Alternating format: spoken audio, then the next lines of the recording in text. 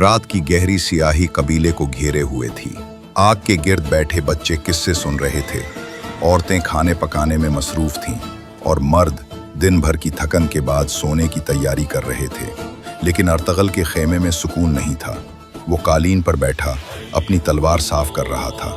उसकी नजरें धात पर थीं, लेकिन दिल किसी और सोच में डूबा हुआ था। तौरगूत खेमे में दाखिल हुआ। भाई, आज की फतह ने सबके दिलों में खुशी भर दी है। कबीला तुम पर नाज करता है, लेकिन तुम्हारे चेहरे पर यह परेशानी क्यों है? अर्तगल ने आहिस्ता कहा, तौरगूत, दुश्मन का वार तो हमने तोड़ दिया, मगर मेरा दिल कहता है असल तूफान अभी नहीं आया। कोई है जो अंधेरे में बैठा हमारे खिलाफ साजिश कर रहा है। दुश्मन की तलवार से ज्यादा खतरनाक वही हैं जो हमारे दरमियान रहते हुए हमें कमजोर करने की कोशिश करेंगे। इसी लम्हे एक कासिद हाँपता हुआ अंदरन के चंद घर सवार जंगल में छुपे बैठे हैं। वो रात के अंधेरे में कबीले पर हमले का मंसूबा बना रहे हैं। अर्तगल फौरन खड़ा हो गया। तौरगूत, बामसी, गंदोज, अपने सिपाहियों को तैयार करो। अगर वो हमें कमजोर समझते हैं तो आज रात हम उनको दिखा देंगे कि काई कबीला की गैरत क्या है। अंधेरी रात, ठंडी हवा और दरख्तों की सरसराहट के साथ अर्तगल अपने मुजाहिदीन को लेकर जंगल की तरफ रवाना हुआ।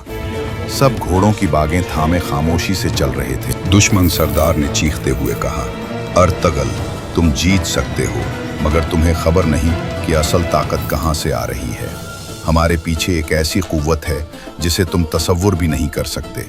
अर्तगल ने उसे तैदी बना लिया और गुरूर से कहा, याद रखो, कोई भी ताकत हक और इंसाफ के सामने ज्यादा देर खड़ी नहीं रह सकती। तुम्हारे आका भी जल्द हमारी तलवार सुबह हुई तो पूरा कबीला मैदान जंग के मनाजिर देखकर हैरान था।